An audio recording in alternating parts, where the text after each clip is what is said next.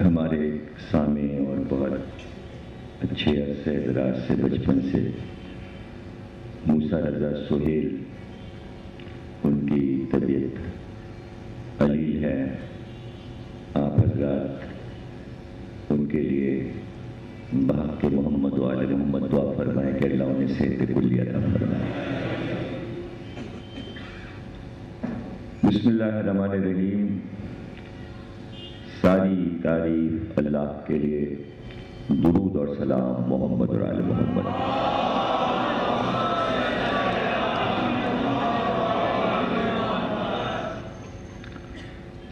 1428 ہجری کے اشرِ محرم کی امام بارگاہ جامع ستین میں تیسری تقریر آپ حضرات سماعت فرما رہے ہیں.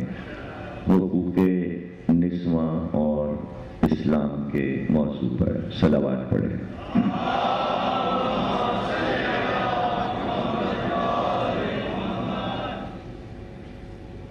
عورت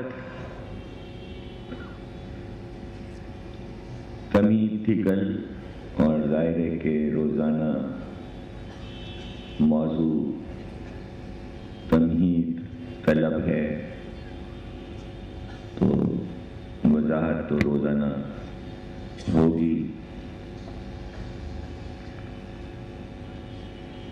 حضرت حوا اور حضرت آدم جب زمین پر آئے تو پہلی مرتبہ جب حضرت حوا نے جنت سے زمین پر آنے کے بعد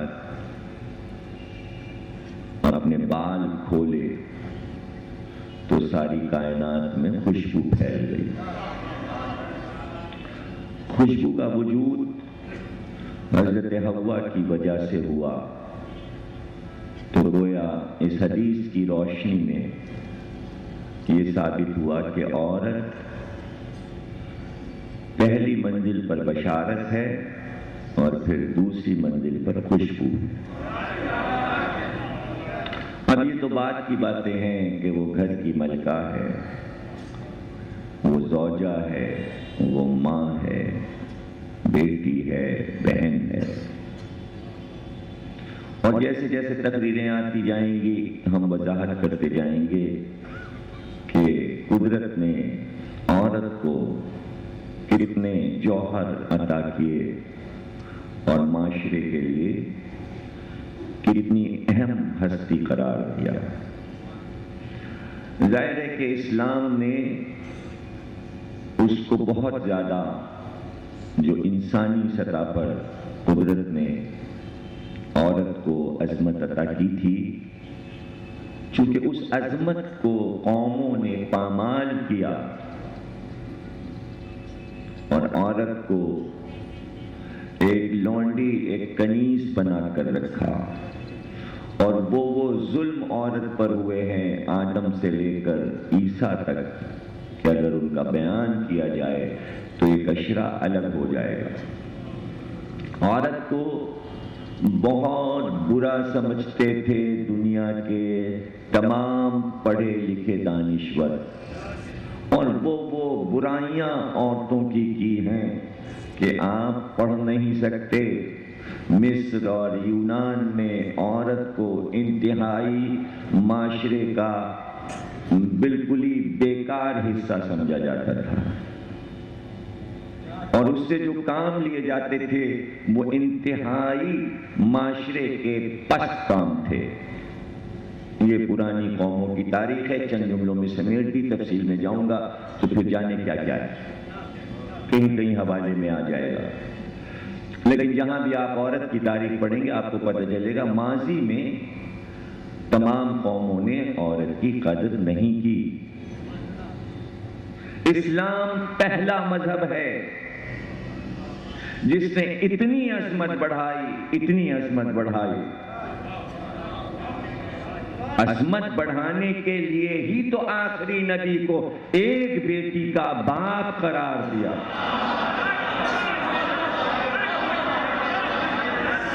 یہ عظمت.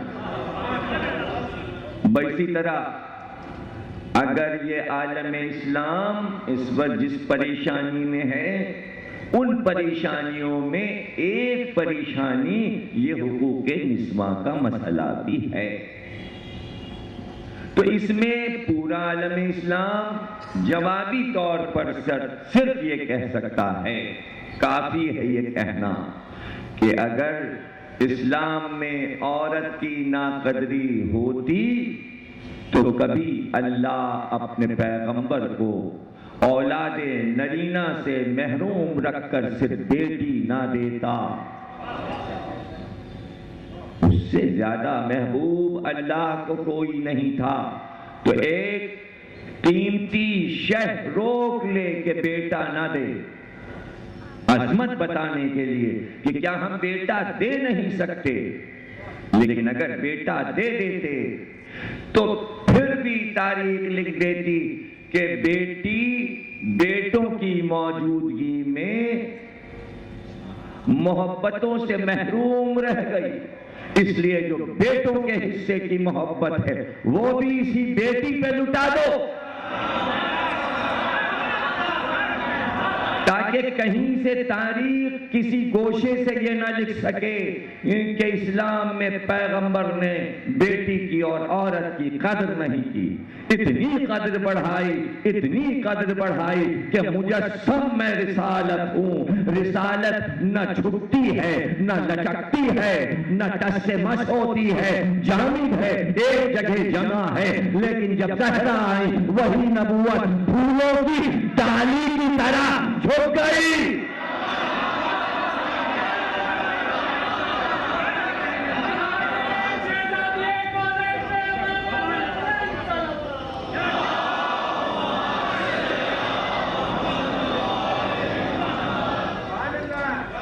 شرم کیوں آتی ہے مسلمانوں کو یہ کہتے ہوئے؟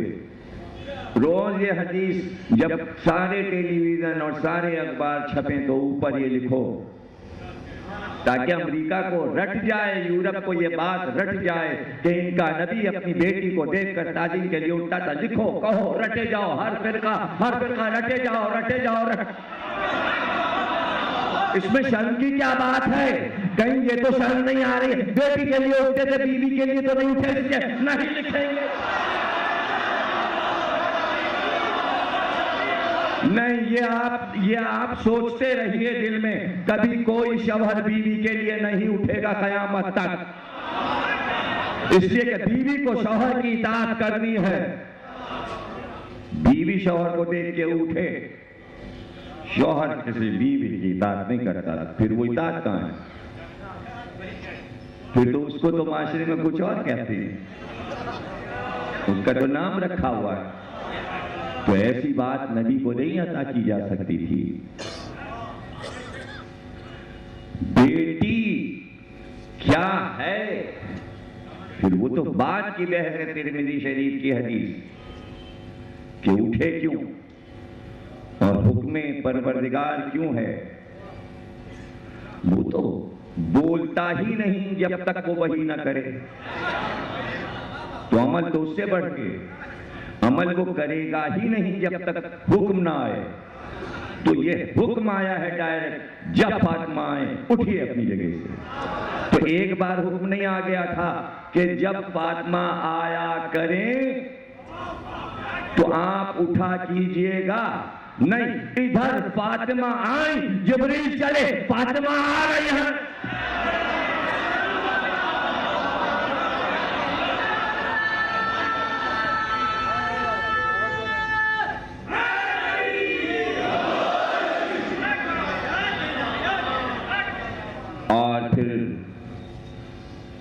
قرآن سب کے ہاتھوں میں ہے، سب کے گھروں میں ہے، سب کے سینوں میں ہے، سب کے ہونٹوں پر ہے۔ سارے اسلامی ملک قرآن سے سجے ہوئے ہیں، پڑھتے جاؤ، ترجمہ کرتے جاؤ، سناتے جاؤ۔ نہیں، اسلام میں عورت پہ ظلم نہیں ہوتا۔ پڑھو ہماری کتاب، دیکھو ہماری کتاب۔ ہماری کتاب میں اللہ نے 16 عورتوں کا ذکر کیا ہے، توریت میں بھی عورتوں کا ذکر ہے، انجیل میں بھی عورتوں کا ذکر ہے، لیکن انہی عورتوں کی توہین توریت نے بھی کی اور انجیل نے بھی کی. جن عورتوں کا ذکر قرآن نے کیا کہ تمہارا لہجہ اچھا نہیں ہے، بائبل بنانے والوں تم نے بدلا ہے آیات الہی کو. یہ مقام تھا ہوا کا، قرآن نے بتایا. یہ مقام تھا سارا کا، قرآن نے بتایا. یہ مقام مریم کا تھا، قرآن نے بتایا. یہ مقام آسیہ کا تھا، قرآن نے بتایا. بائبل چونکہ بدلی گئی اس لیے ان عورتوں کا وہ وقار قائم نہ رہا بائبل میں، اور چونکہ توریت بائبل میں شامل ہے اس لیے توریت بھی بدلی. دیکھیے بدلنے کا ثبوت یہاں سے مل جاتا ہے کہ جب مریم کا ذکر قرآن کرتا ہے اور جب بائبل سے اور توریت سے ملایا جاتا ہے تو یہاں مریم آسمان پہ نظر آتی ہیں اور توریت اور انجیل میں زمین پہ نظر آتی ہیں. اب اس سے زیادہ میں الفاظ کیا استعمال کر سکتا ہوں؟ ان کا جواب ان کے منہ پہ دے دو کہ اگر تمہارے یہاں بڑا عورت کا احترام ہے تو جو بائبل میں مریم کے بارے میں اور سارہ کے بارے میں اور ہوا کے بارے میں اور بلقیس کے بارے میں لکھا ہوا ہے ذرا تم چھاپو اور پھر اس کے ساتھ قرآن کا بیان بھی چھاپو، پھر دیکھو کہ کہاں عورت پہ ظلم ہو رہا ہے، کہاں عورت پہ ظلم. آپ نے ظلم کا بہانہ جو بنایا ہے وہ یہ گھر میں رہتی ہے، سروس کا اس کو حکم نہیں ہے، باہر نکلیں، بینکوں میں بیٹھیں، سڑکوں پہ بیٹھیں، ادھر سروس کریں ادھر جائیں تو پھر ہم سمجھیں گے ظلم نہیں ہو رہا. اور یہ پردے میں اور یہ برقعے میں رکھا گیا ہے یہ ظلم ہو رہا ہے. ارے ظلم یہ ہے کہ عورت کے ساتھ ایسی چیزوں کو منسوب کیا جائے جو اس کی طہارت کو مست کرے. یہ ہے ظلم، یہ ہے ظلم. وہاں تمہارے یہاں ان چیزوں کا بیان آزادی ہے تو پہلے اسلام کو تو سمجھو، اسلام کو تو سمجھو. اسلام میں طہارت ہے، اسلام میں نکاح ہے، اسلام میں شادی ہے، اسلام میں چار دیواری کا تصور ہے، اسلام میں چادر ہے. نہ وہاں چادر، نہ وہاں چار دیواری، نہ وہاں طہارت. تو اب یہاں آپ نے طہارت دیکھی، آپ نے کہا ظلم ہو رہا ہے. آپ نے چار دیواری دیکھی، آپ نے کہا ظلم ہو رہا ہے، آزادی نہیں ہے. پھر کیا کریں؟ سڑکوں پہ آ جائیں، چار دیواریاں توڑ دیں. ارے چار دیواری توڑوا رہے ہو تو سرحدیں بھی تو توڑ دو. شہر تو چار دیواری میں ہے، بجائے توڑنے کے اور بنتی جا رہی ہیں. آرڈر دیتے جا رہے ہو سرحدیں بناؤ. تو ملکوں کی سرحدیں بنے، عورت اور مرد کی سرحدیں نہ بنے. یہ سرحدیں توڑوا دو گے سرحد تو رہے گی. جو سرحد بنا دیا اللہ نے وہ سرحد رہے گی. یہ سرحد بنائی تھی، میاں بیوی تھے آدم اور حوا، لیکن ایک کو ایک پہاڑ پہ اتارا، دوسرے کو دوسرے پہاڑ پر، ایک ہی پہ اتار دے جوڑے کو. سرحد ہے سرحد، آؤ اور ملو. گفتگو ہوگی. 16 عورتیں قرآن میں، لیکن ذرا قرآن کا اہتمام اور احترام خواتین دیکھیے کہ شان سے کہ اللہ نے کسی بیوی کا نام لے کر قرآن میں نہیں پکارا. اس سے بڑھ کے کیا حقوق قرآن ادا کر سکتا تھا کہ دیکھو ہم ذکر کر رہے ہیں 16 عورتوں کا، لیکن صرف ایک عورت کا نام لیا، لیکن اسے ہم نام سمجھتے ہیں، وہ نام نہیں ہے. یعنی 16 عورتوں میں صرف مریم کا نام لیا اللہ نے اور کسی کا نام نہیں لیا. ذکر سب کا کیا، نام نہیں لیا. لیکن نہیں معلوم ہے شاید عیسائیوں کو اور بہت سے مسلمانوں کو کہ مریم نام نہیں ہے، مریم خطاب ہے. اے پاکیزہ بی بی، ظاہر ہے کہ انگریز مریم کو ماریا کہتا ہے اور عربی میں قرآن میں ماریا کو مریم کہتے ہیں، دونوں کے معنی ہے پاکیزہ اے طاہر۔ تو نام سے ہی سمجھنا چاہیے یہودی عیسائیوں اور مسلمانوں کو کہ اللہ نے جسے طاہر کہہ دیا، یہ کیوں بار بار مریم کی طہارت کا ذکر کر رہا ہے؟ Tahira Bibi, Tahira Bibi, Batool Bibi, Pakeeza Bibi, یا مریم کو بتول کہا یا نبی کی بیٹی کو بتول کہا؟ کہ طاہرہ ایک اور گریڈ ہے، بتول اس سے بھی زیادہ بلند منزل ہے، معنی ایک ہی ہے، طہارت یہ بھی ہے، طہارت وہ بھی ہے۔ تو ایسے نہیں سمجھ میں آئے گا کہ طہارت کی قسمیں کیسے ہو گئیں، تو داد لینے کے لیے جملہ کہہ دوں، نجاستوں کی قسمیں ہیں۔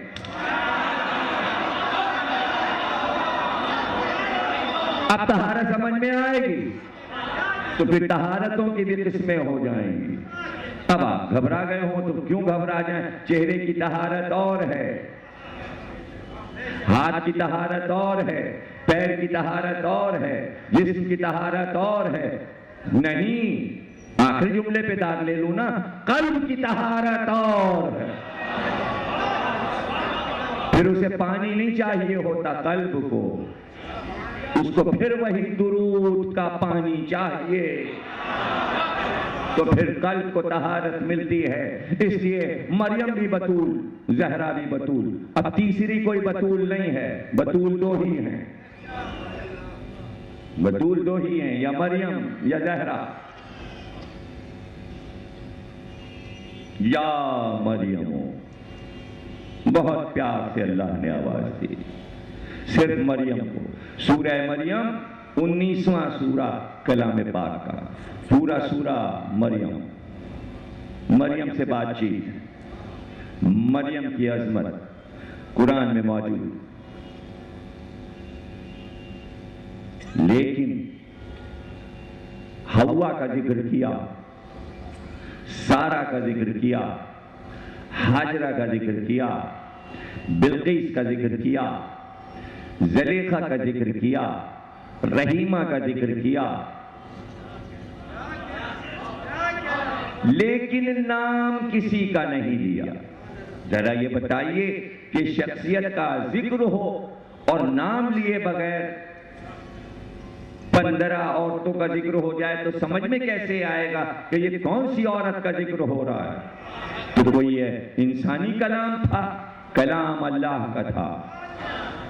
اس نے بتایا، اس نے یوں بتایا کہ ہم کسی بی بی کا نام قرآن میں نہیں لے رہے، بلکہ یوں ذکر کیا، آدم کی عورت۔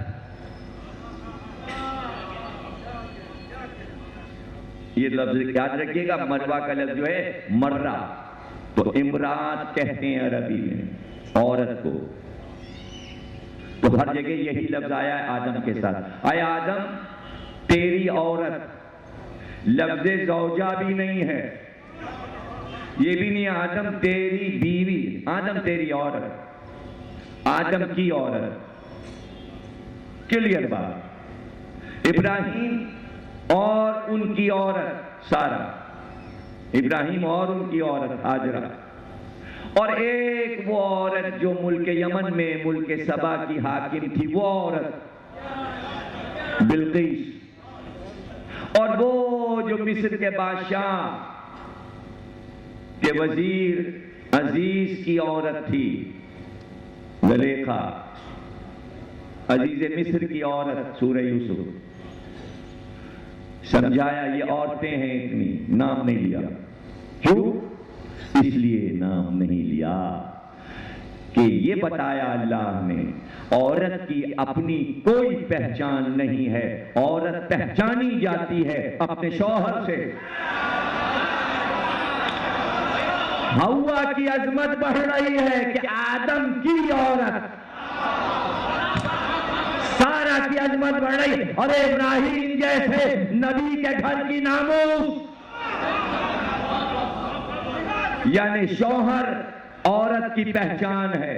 اب اگر عورتیں یہ چاہیں یورپ کے رنگ میں کہ مرد ہم سے پہچانے جائیں، یہ میرے میاں ہیں، نہیں، اسلام اس کی اجازت نہیں دیتا۔ پیچھے پیچھے چل رہے ہیں، بیگم صاحب آگے چل رہے ہیں۔ یہ سوسائٹی ہماری نہیں ہے، ہوگی یورپ کی سوسائٹی، ہوگی یورپ کی سوسائٹی۔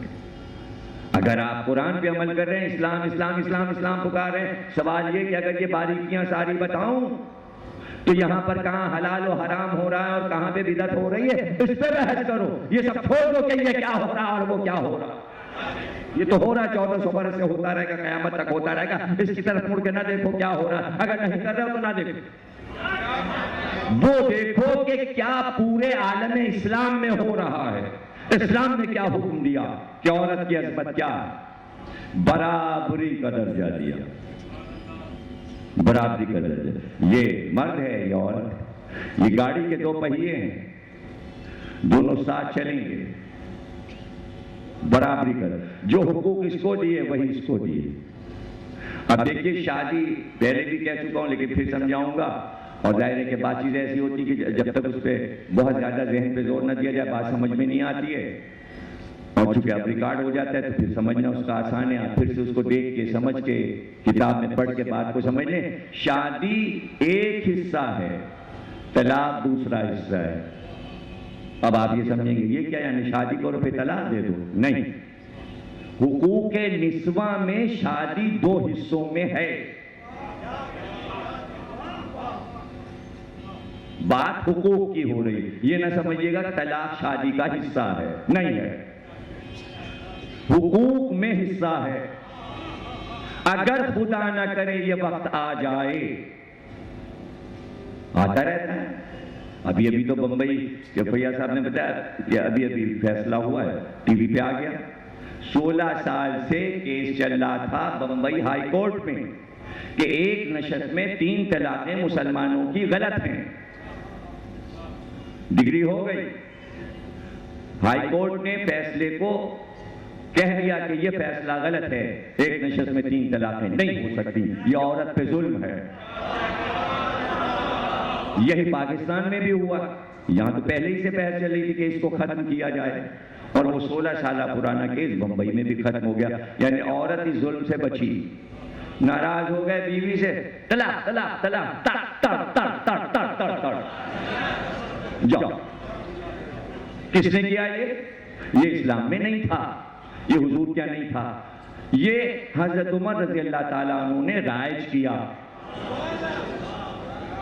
یہ ویسے یہاں ٹیلی ویژن پہ کہ چونکہ سنت رسول جو ہے اسی کو جاری کرنا چاہیے، تو اب طے ہوا کہ شریعت محمدی میں چینج نہیں ہو سکتا۔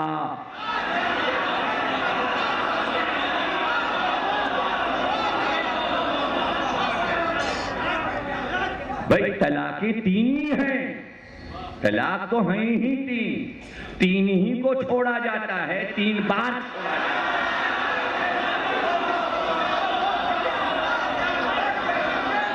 طلاق تو ہے لیکن وہ ایک نشست میں نہیں ہے۔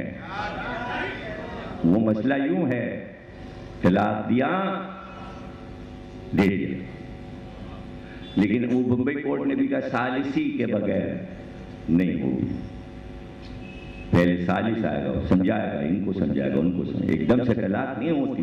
نکاح تو یوں ہوتا ہے، ہو گیا، انہوں نے کہا منظور، ہاں، قبول، ہاں، اللہم صلی اللہ، جی چھوارے بٹ گئے۔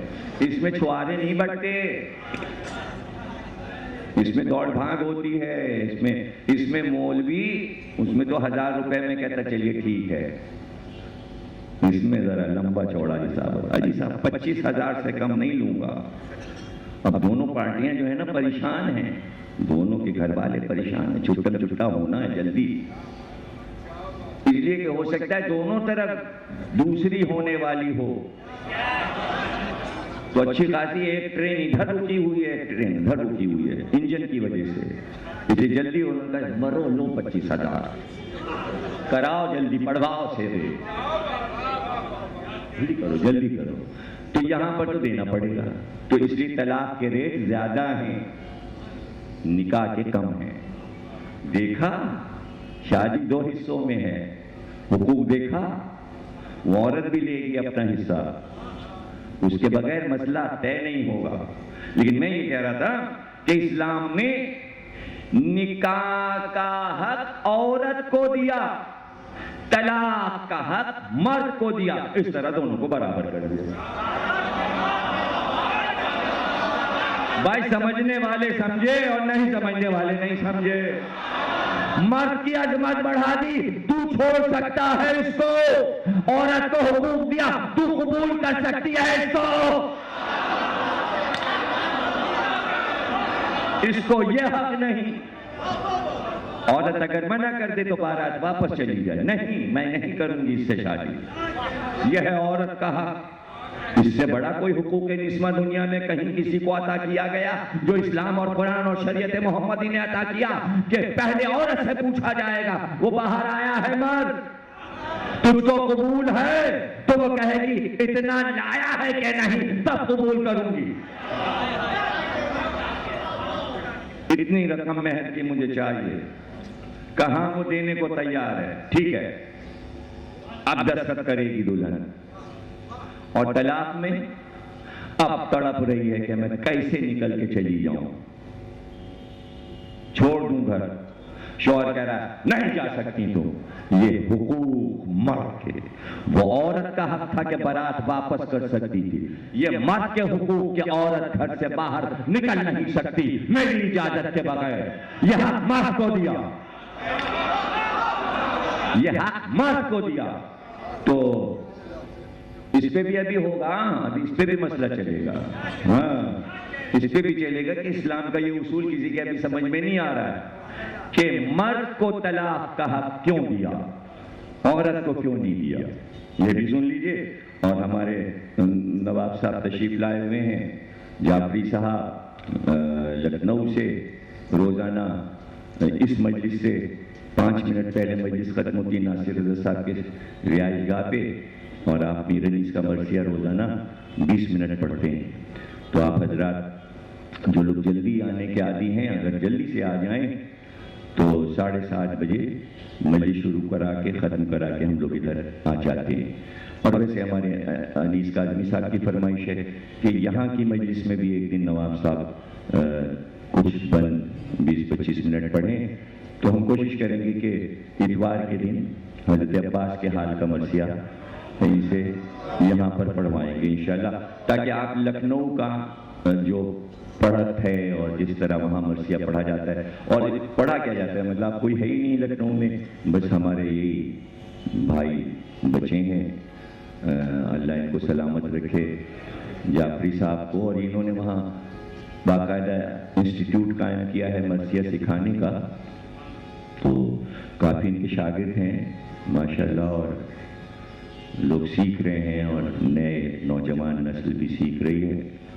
تو یہاں بھی ابھی قیام ہے، 1 مہینے کا ویزا ان کا ہے، جو لوگ سیکھنا چاہیں تو صبح میں آ جائیں، تو تھوڑا سا کچھ تو سیکھ لیں ان سے، 15-20 دن کچھ گر مصرے ادا کرنے کے، کچھ لفظیات اور یہ وہ تلفظ وغیرہ صحیح کرا سکتے ہیں۔ پھر ان کے ساتھ ہمارے شجاع عباس جو کہ انجمن کی یعنی کہ لکھنؤ کی سب سے بڑی انجمن ہے عابدیہ کاظمیہ، جو یہاں بھی ہے، لیکن وہاں اس کا نام عابدیہ کاظمیہ نہیں بلکہ کاظمیہ عابدیہ ہے، تو اسی کی برانچ یہاں جس میں چھجن صاحب پڑھتے تھے، اسی انجمن کے یہ اب ماشاءاللہ صاحب بیاض ہیں، اور اپنی سی ڈی بنوا کے آئے ہیں، لائے بھی ہیں سی ڈی، ٹائم ہی نہیں مل رہا کہ اس کی کاپی کروا کے ہم یہاں پر آپ کو کرتے۔ بہرحال بہت اچھے کلام انہوں نے ریکارڈ کیے ہیں، اس پہ شاید 3 دفعے میرے بھی انہوں نے اس میں رکھے ہیں، اور ماجد عابدی کا بھی کلام ہے، اور انڈیا کے شاعروں کا بھی اس میں کلام ہے،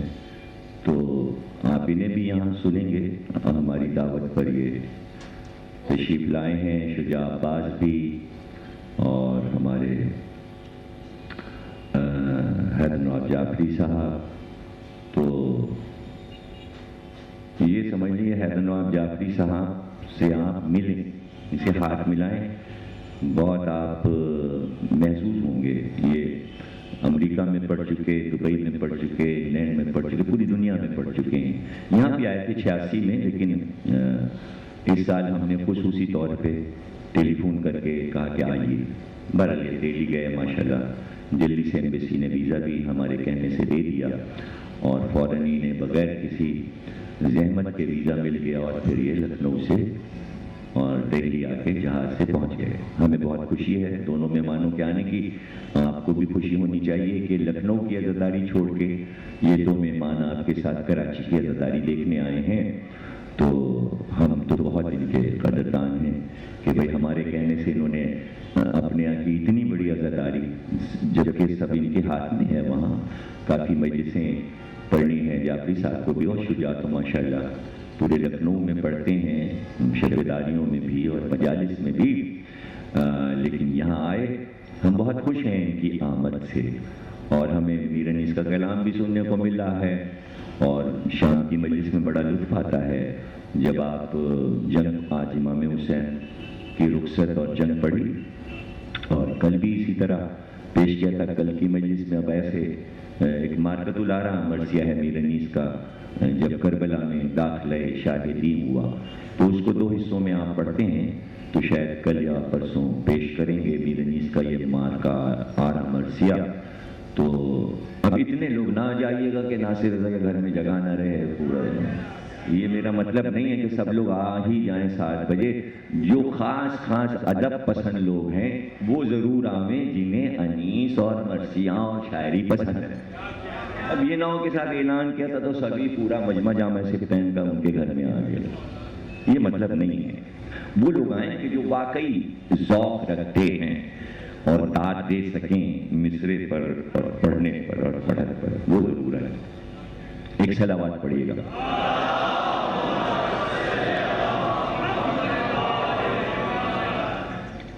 تو جناب عالی اشارہ کیا تھا میں نے اپنے بھائی جعفری صاحب کے لکھنؤ سے تشریف لائے ہیں، اور یہاں اس وقت لکھنؤ کے ایک اور شاعر بھی کمال لکھنوی صاحب بھی تشریف فرما ہیں، جو کہ ان سے ملنے کے لیے یہاں آئے ہیں، حالانکہ ان کے پیر میں فریکچر ہے پاؤں میں، اس کے باوجود وہ آئے ہوئے ہیں۔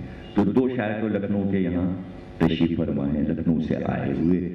تو ظاہر ہے کہ ہم لکھنؤ کی زبان میں یہ بات سمجھانا چاہ رہے تھے کہ طلاق کا حق شوہر کو کیوں دیا۔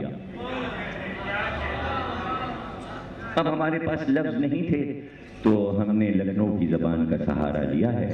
دیکھیے ہم سمجھا پاتے ہیں کہ نہیں کہ اسلام نے نکاح کا حق عورت کو دیا اور طلاق کا حق مرد کو دیا، عورت کو نہیں دیا۔ کیوں نہیں دیا؟ اس لیے نہیں دیا کہ دونوں کے مزاجوں میں فرق ہے، اور فرق یہ ہے کہ مرد کا مزاج جو ہے اس میں صبر ہے، ضبط ہے، حلم ہے۔ سب سے بڑی بات یہ ہے کہ وہ اپنے غصے کو روک سکتا ہے، عورت اپنے غصے کو روک نہیں سکتی۔ عورت کا غصہ طوفان ہے، سیلاب ہے، آندھی ہے، آیا تو آیا،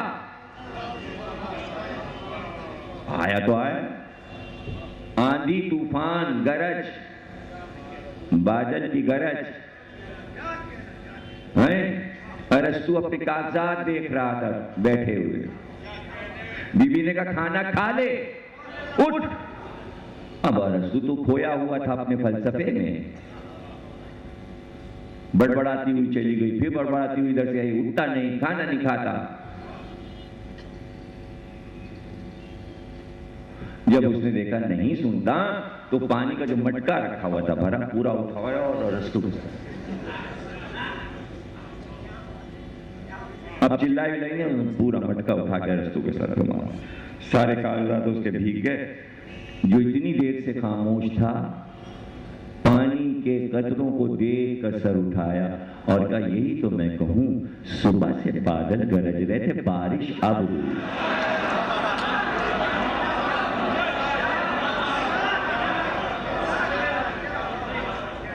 صبح سے بادل گرج رہے، تو غصہ، عورت کا غصہ، عورت کی ضد، بالک ہٹ، راج ہٹ، تریا ہٹ۔ تریا ہندی میں عورت کو کہتے ہیں، بالک بچے کو کہتے ہیں، راجہ بادشاہ کو کہتے ہیں، ترجمہ بھی کروں، 3 ضلع مشہور ہیں تو اس میں عورت بھی موجود ہیں، سمجھے نا؟ تو یہ غصہ اب اگر عورت کو حق دے دیتا کہ وہ شوہر کو طلاق دے سکتی ہے تو دل میں دن بھر طلاقیں ہوتی رہتی اور شہر کے شہر طلاقوں سے گونج رہے ہوتے۔ ہم نے تم سے کہا تھا یہ والا کپڑا لے کے آنا، نہیں آیا، جاؤ ہم نے تمہیں طلاق۔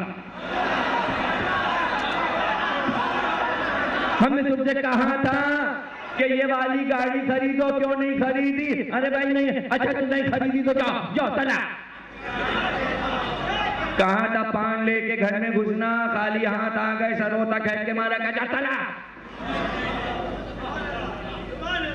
اس لیے کہ ضبط نہیں ہے عورت میں، لاکھ لڑے عورت، مرد یہ نہیں کہتا طلاق، حلم ہے، رکے جا رہا ہے، رکے، مرد کی طرف سے جھگڑا رکا رہتا ہے، چونکہ اختیار تھا اس کو اپنے حلم پر، اپنے غصے پر ضبط کا اختیار تھا، اس لیے طلاق کہا، مرد کو دیا، عورت کو نہیں دیا، تاکہ زیادہ نہ ہو۔ اور نکاح کہا عورت کو دیا تاکہ شادیاں زیادہ ہوں،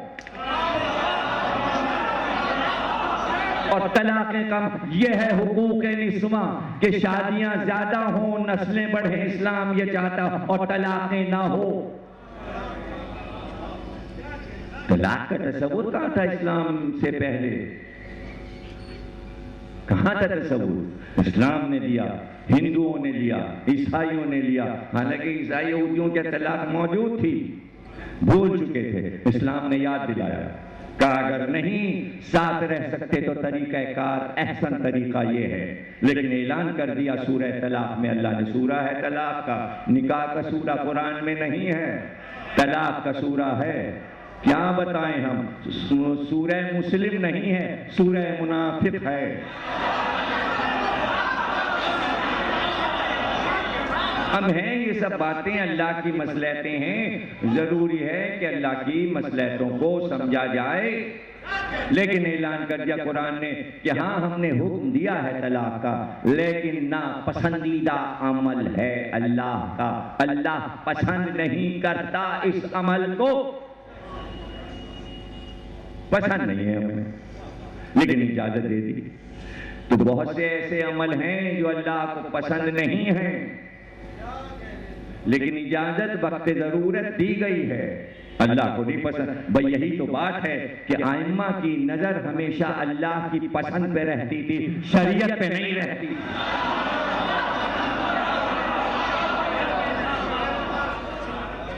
شریعت ہمارے آپ کے لیے ہے، ائمہ کی نظر اللہ کی نظر، اس لیے اللہ نے حقوق برابر کر دیے، مرد عورت۔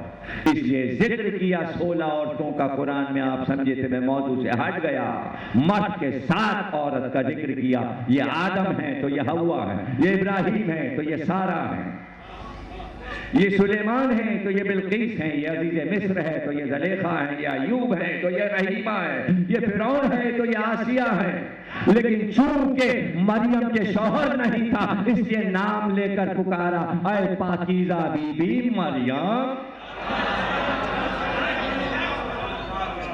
چونکہ شوہر نہیں تھا، بیٹی تھی مریم، تو اس طرح پکارا جیسے بیٹی کو پکارا جاتا ہے۔ اب پھر اس جملے کا لطف آپ کو لینا چاہیے، جب حوا کو پکارا، سارہ کو پکارا، بہت لطف لیں اس جملے کا، یہ جملہ آپ کو کئی تقریروں میں کام آئے گا جو کہنے جا رہا ہوں۔ حوا کو پکارا، سارہ کو پکارا، ہاجرہ کو پکارا، زلیخا کو پکارا، بلقیس کو پکارا، یوں پکارا جیسے بہوؤں کو پکارتے ہیں، مریم کو یوں پکارا جیسے بیٹی کو پکارتے ہیں۔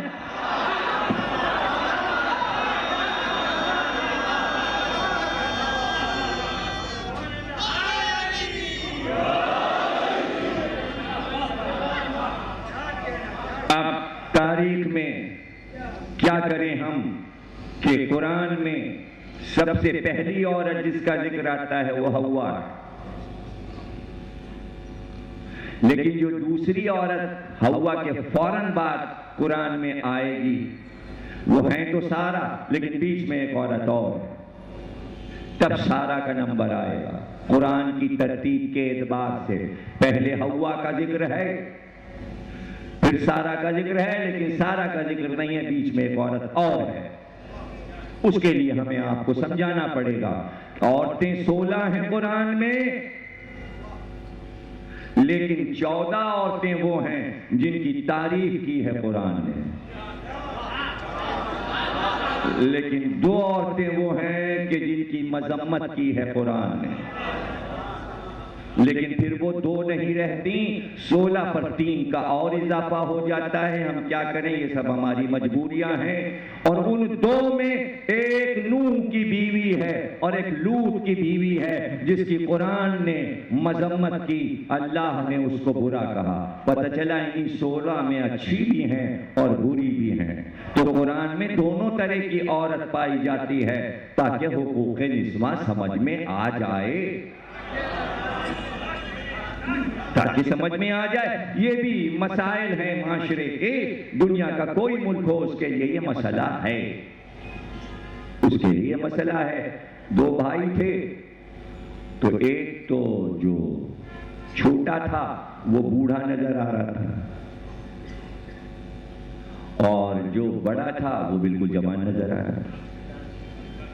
تو ادھر سے سکندر ذوالقرنین گزرے تو انہوں نے اپنے ساتھیوں سے کہا کیا سمجھ رہے ہو، یہ بڑا ہے یہ چھوٹا ہے، اور یہ جو تم کو بالکل کم عمر جوان لگ رہا ہے یہ بڑا ہے سن میں اس سے بہت زیادہ۔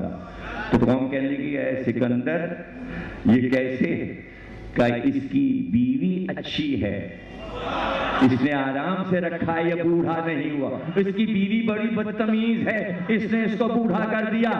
بوڑھاپا شوہر پہ آتا ہے بیویوں کی وجہ سے، اچھی بیویاں ہوتی ہیں تو شوہر جوان رہتے ہیں۔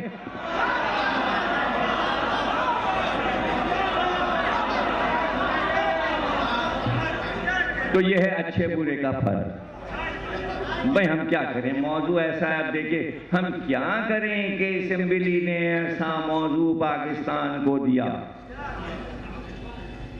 موضوع تو ہے اور پھر ملکی موضوع ہے۔ اب یہ کہ جب یہ 10 دن گزریں گے تو ہو سکتا ہے بعد میں پھر مشرف صاحب سوچیں یہ موضوع نہیں ہونا چاہیے تھا، یہ بیکار چھیڑا گیا موضوع، چھیڑنے کی ضرورت ہی نہیں تھی، آلریڈی قرآن میں سب کچھ لکھا ہوا ہے۔ کیا حقوق نسواں دے چکا اسلام، سارے حقوق دے چکا۔ کسی نے حقوق توڑے ہوں تو ہم کیا کریں؟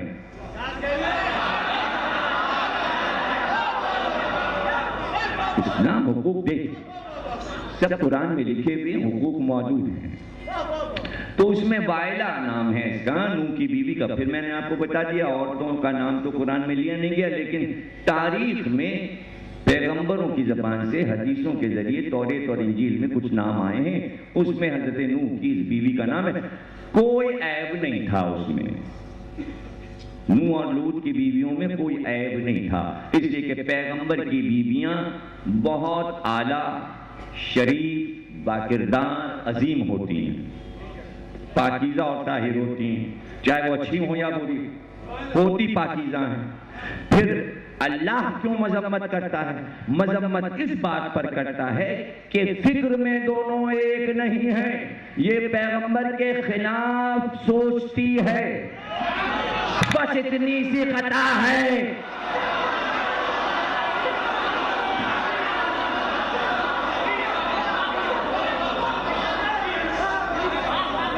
بھائی جملہ کہاں تھا پڑا، اس لیے اتنے پھول برسے ہیں، اور تاریخی جملہ کہا ہے پاک و پاکیزہ طاہر، کیریکٹر معاذاللہ خراب نہیں ہو سکتا، اللہ انتخاب کر دیتا ہے کہ بھائی یہ بہت شریف عورت ہے، پیغمبر کے گھر میں آنا چاہیے، لیکن فکر الگ الگ ہے۔ جو پیغمبر سوچ رہا ہے فکر کا ساتھ بیوی نہیں دے پا رہی ہے، اس لیے کہ اللہ کا تقاضا یہ ہے کہ اطاعت ایسی ہو رسول کی اور اللہ کی کہ یہ کہتا جائے تم مانتی جاؤ، یہ کہتا جائے تم ناک بھو نہیں چڑھانا ہے۔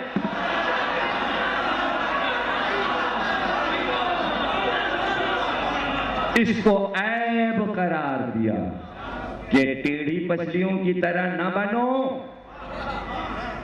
نہیں، ایسی بنو جیسے آسیہ، جیسے مریم۔ سورہ تحریم میں مثال دے دی، آسیہ آئیڈیل ہے قرآن کی، مریم عورتوں میں آئیڈیل ہے، اس لیے اللہ کہتا ہے ایسی عورتیں بنو، نوح اور لوط کی بیویوں جیسی نہیں۔ تو فکر میں جہاں ہم آہنگی نہیں تھی تو بس اتنی سی بات تھی کہ وہ کشتی بنا رہے تھے، اس کے سمجھ میں نہیں کشتی آ رہی تھی۔ دیکھیے نبی کشتی بناتا ہے، بیوی کی سمجھ میں کشتی نہیں آتی تو وہ کہتی دیوانہ ہو گیا ہے، اس کے سمجھ میں نہیں آ رہا ہے کشتی کیوں بنا رہا ہے، پانی کہاں ہے جو کشتی چلے گی۔ لیکن بیوی کو چاہیے تھا کہ اسی وقت سر جھکا کے کہتی جو بھی میرا شوہر کر رہا ہے ٹھیک کر رہا ہے، قوم کو سمجھاتی اور کہتی اللہ کی مصلحت یہ ہے کہ کشتی بنائے چاہے پانی ہو یا نہ ہو، بجائے اس کے قوم سے کہتی دیوانہ ہو گیا ہے، دیکھو دھوپ میں بیٹھا ہوا کشتی بنا رہا ہے۔ اللہ نے کہا نوح یہ تمہاری اہل نہیں ہے، اہل سے جب نکالا جاتا ہے جب کشتی سے نکالا۔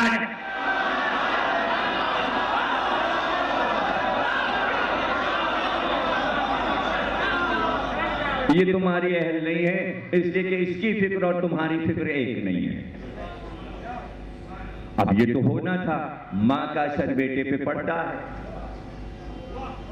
جب ماں ایسی تو جو بیٹا تھا کنان، پھر وہ کشتی کی بات کیوں مانتا؟ نوح نے کہا کشتی میں آ جا، اس نے کہا نہیں آئیں گے، ہم پہاڑ پہ چڑھ جائیں گے، جیسی ماں ویسا بیٹا، اسی لیے تو دیکھ کر بیٹا دیتا ہے، ہر ایک کو بیٹا بھی نہیں دے دیتا۔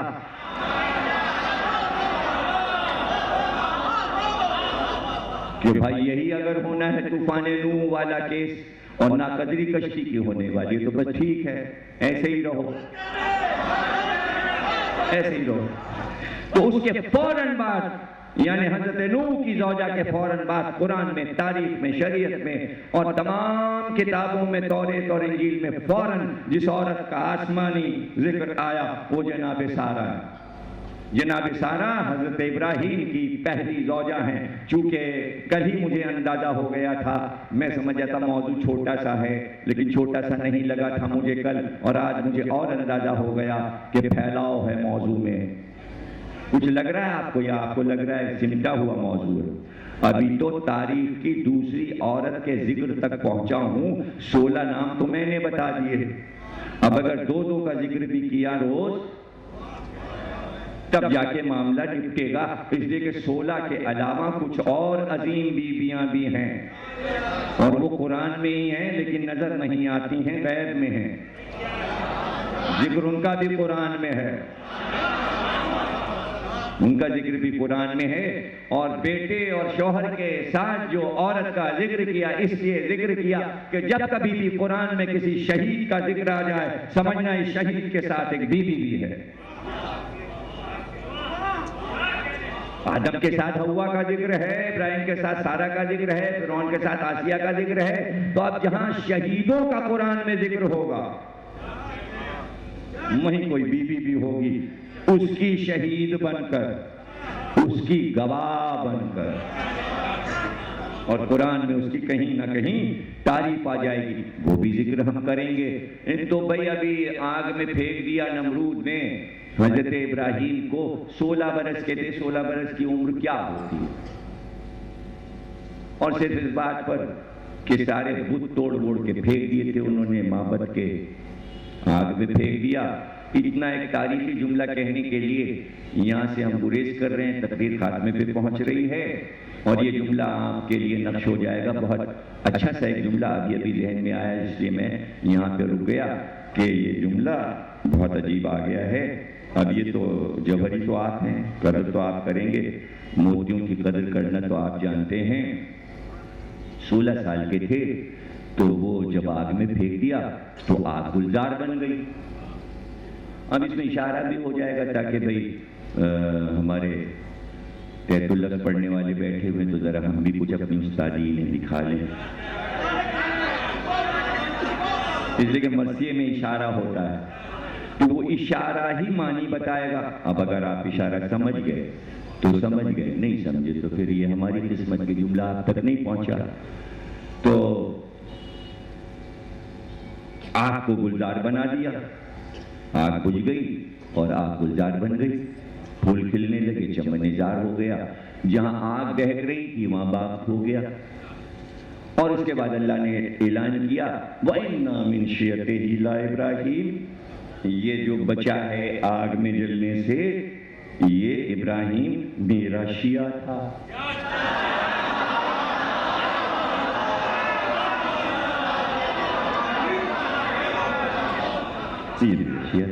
قرآن میں عجاب اس نے کہا تم نکل جاؤ ہمارے ملک سے۔ ابراہیم نے کہا ہم رہیں گے بھی نہیں اب، یہاں تو سب خلاف تھے، آگ میں پھینکا جا رہا تھا تو کس نے آواز احتجاج کیا تھا کہ ابراہیم کو آگ میں نہ پھینکو، تو ایسے ملک میں کیا رہو کہ جہاں پورا ملک جو ہے نمرود کے ساتھ ہو گیا، تو ہم کیوں رہیں؟ تو قریبی ایک باقل سے قریب ایک دیہات تھا، وہاں حضرت ابراہیم کی خالہ رہتی تھی، سگی خالہ رہتی تھی، تو وہ ایک نبی کو بیائی تھی اور اس علاقے کے نبی تھے، ان کا نام تھا لاہج نبی۔ لاہج نبی جو تھے وہ خالو تھے حضرت ابراہیم کے۔ تو یہ بارہ انہیں پتا تھا کہ ہماری خالہ جو ہے سگی خالہ حضرت ابراہیم کی، کہ جن کے بیٹے جناب لوط تھے، تو ان کی ایک بہن بھی تھی، ان کا نام تھا سارہ۔ سائرہ بھی نام ہے، سارہ بھی نام ہے، دونوں طریقے سے، لیکن سارہ بولا جاتا ہے، سارہ، سین علیہ سارے گول ہے سارہ۔ سارہ کے معنی ہے خوبصورت، سارہ کے معنی، اور ویسے خوشبو کے معنی میں بھی ہے، عنبر سارہ لفظ بولا جاتا ہے، اس نے استعمال کیا برسی شاعری میں بھی۔ تو جب یہ وہاں پہنچے تو واقعہ وہاں پہنچ چکا تھا کہ نمرود نے آگ میں پھینک دیا اور یہ اور وہ۔ اب جو وہاں پہنچے تو سب گلے سے لپٹ گئے، سلامت دیکھ کے خوش ہوئے کہ کیا ظلم کیا گیا ہمارے بچے پہ، اور خالہ بھی لپٹ گئی ہیں، خالو جو نبی تھے وہ بھی۔ اور اسی وقت انہوں نے کہا کہ بھئی اب کیا تمہارا ارادہ ہے؟ تو حضرت ابراہیم نے کہا اب ہم اس ملک کے عراق میں نہیں رہیں گے، یہاں تو چاروں طرف آگ ہی آگ ہے، ہم یہاں سے نکل جائیں گے۔ کہاں جا رہے ہو؟ ہم مصر کی طرف جائیں گے، ہجرت کر جائیں گے۔ تو خالو اور خالہ نے کہا پھر ہم تمہیں اکیلے نہیں جانے دیں گے، ہم تمہارے پیروں میں بیڑیاں ڈال دیں گے۔ تو اس وقت 14 سال کی جناب سارہ تھیں اور 16 سال کے حضرت ابراہیم تھے۔ لاہج نبی نے اپنی بیٹی کا عقد حضرت ابراہیم سے کر دیا، دولہا بنایا، سیر سر پہ سجایا، دولہا بنا کے دلہن کو رخصت کیا۔ دونوں چھوٹے چھوٹے دولہا دلہن 16 اور 14 کے اکیلے ہجرت کر کے نکل گئے۔ ایسی بچپن کی ہجرت کہ آج پوری دنیا میں ڈنکا ہے اللہ اکبر، ابراہیم نے جو بنیاد اسلام کی رکھی، کس بچپن میں بنیاد رکھی کہ 5000 برس ہو گئے مگر ابراہیم کے دین کا رکن حج اب تک بند نہیں ہوا۔ بچپن میں گھر سے نکلے تھے، اب 16 سال کی عمر کیا ہوتی ہے اور جناب سارہ 14 سال کی، کہ گھر سے دونوں دولہا دلہن نکل گئے۔ جملہ یہ دینا تھا، اشارہ آپ سمجھیں گے، تقریر ختم ہو گئی۔ پھر اس کے بعد ہم مسائل پر آنا چاہتے ہیں آج کی حد تک کہ بھائی جب آگ میں چلے ابراہیم تو آگ کو بنایا گلزار، جب آگ کو بنایا گلزار تو اللہ نے کہا یہ میرا شیعہ ہے، لیکن جب رشتہ داروں کے پاس پہنچے تو وہی اللہ کا شیعہ جو تھا وہ دولہا بنا۔ تو اب پتہ چلا جو آگ کو گلزار بناتا ہے وہ دولہا بنتا ہے۔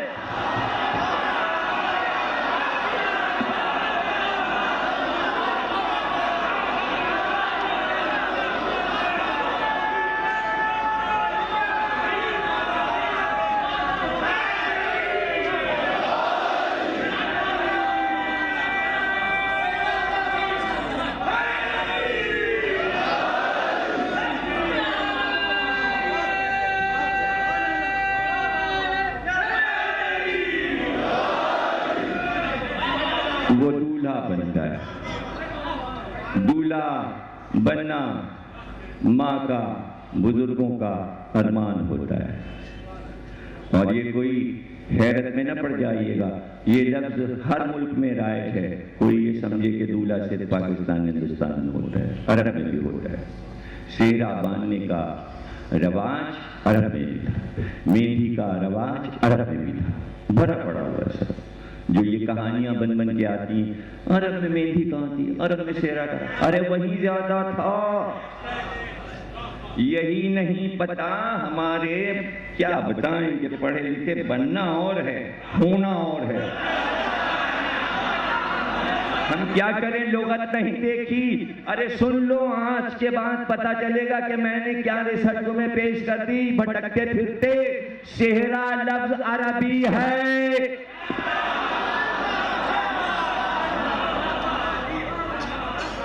आज ही मिसबाहुल लुगत अरबी की, लुगत कराची की छवि में सेहरा देखना, जहाँ सेहरा लिखा है उसके आगे लिखा है सेहरे के मानी अरबी में रत जगह है। और कुरान में ये लफ्ज जब सुआद से सेहरा आया तो बमानी दामाद है। कुरान में भी सेहरा है, लुगत में भी सेहरा, अरब में भी सेहरा, अरबी में भी सेहरा। अब उर्दू में आ गया, उन्होंने कहा ये सेहरा कहाँ से आ गया? सेहरा होता है, सेहरा होता है। जब भी तो मुहावरा आया, इस काम का सेहरा फुला के सर बन गया। सेहरा से दूल्हा बनने पे नहीं बनता। एक सेहरा गदीर में अली के सर बंधा था।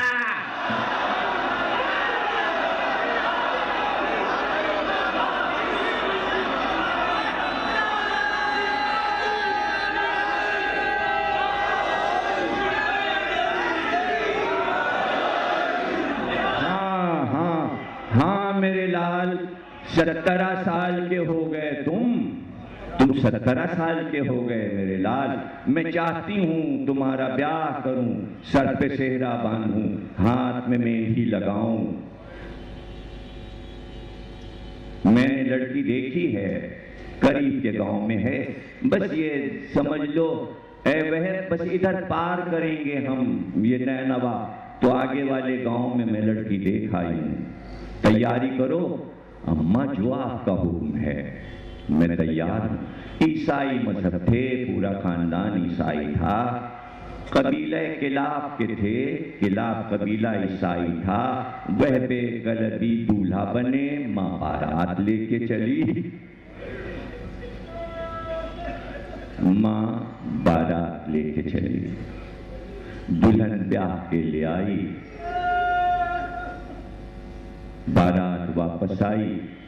खुशी का दिन था, अभी दरवाजे खुले थे, मेहमान आते थे जाते थे कि सामने से एक बार नकारों की आवाज आने लगी।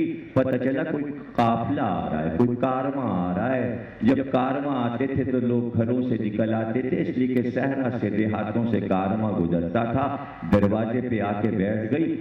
कारवां देखा तो बेख्तियार बहू से कहा, बेटे से कहा, ऐसा कारवां मेरे घर के सामने से कभी नहीं गुजरा।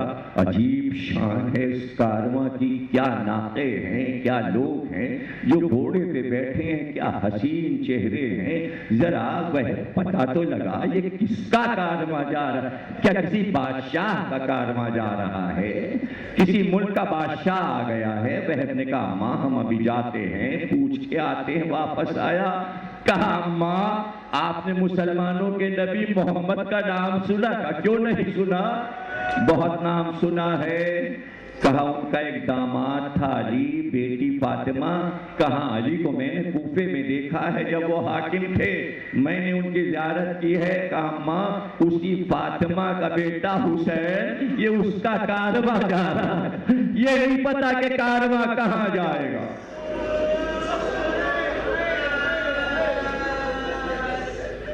अभी हुसैन करबला नहीं पहुंचे कि राह का ये वाकया है का बेटा अगर इजाजत लेकर आओ तो मेरा दिल चाहता है, मेरा दिल कह रहा है कि मैं इस कारवां के साथ चलूं। 17 साल का बेटा गया और जाकर मुलाकात की और कहा माँ चाहती है कि आपके पास आए।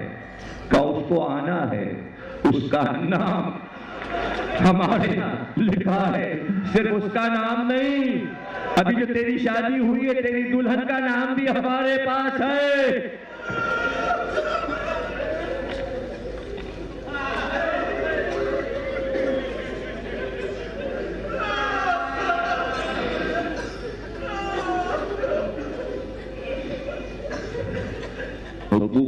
فاطمہ قیامت کا مارکا ہو اس میں بھی معصومین نے حقوق رکھے. وہ وقت آیا کہ دولہا چل رہا تھا. ماں کیا اجازت ہے؟ کیوں نہیں بیٹا، فاطمہ کے لال پر مصیبت آئے میں اپنے بیٹے کو عزیز کروں. جاؤ خدا کی راہ میں. آگے بڑھا تھا کہ دوسرے خیمے کے در کے پاس نئی دلہن نے دامن پکڑ لیا.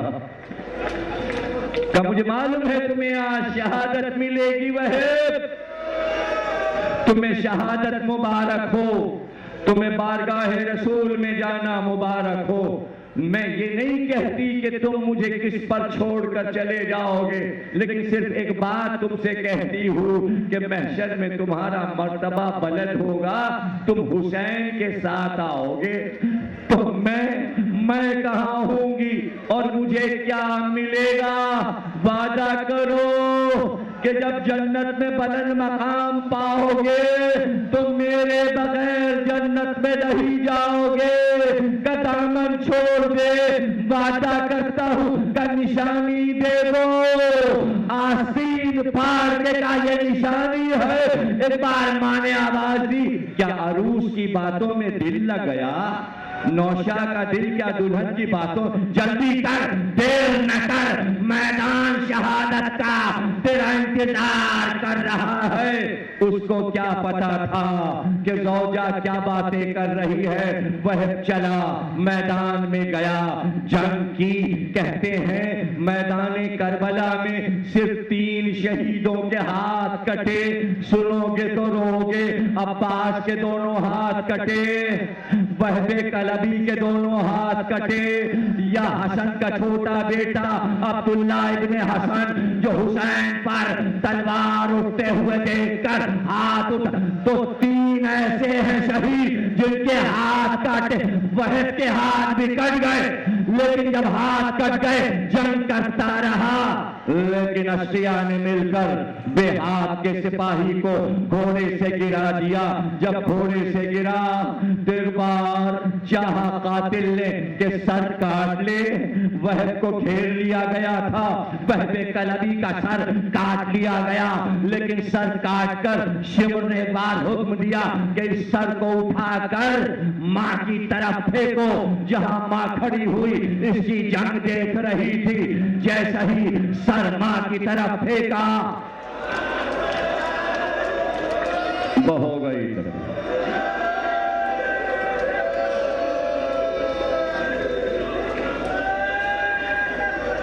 سر آیا، سر ماں کے قدموں کے پاس گرا. سر کو اٹھایا، چادر سے لہو کو صاف کیا، مٹی کو صاف کیا، پیشانی پہ بوسہ دیا. کہ خوب سرخرو کیا بیٹا. فاطمہ کے لال کے لہو میں تو نے اپنا لہو ملا دیا. قربان ہو گیا زہرا بی بی کے فرزند پر. مرحبا اے وہب، مرحبا. خوب تو نے جنگ کی. اور یہ کہہ کر سر کو اٹھایا اور شمر کی طرف زور سے سر کو پھینکا. جس قاتل نے سر کاٹا تھا اس کے سینے پر وہب کا سر لگا. اتنی طاقت سے پھینکا تھا کہ اسی وقت قاتل گر کر مر گیا. لیکن اس نے آگے بڑھ کر چوبے خیمہ کو نکالا اور کہہ کر آگے بڑھی، ارے شرم نہیں آتی کہ یہ نواسہ رسول ہے. مجھے دیتے کے مرنے کی پرواہ نہیں، اس لیے کہ آل محمد کی راہ میں جو دے دیا وہ دے.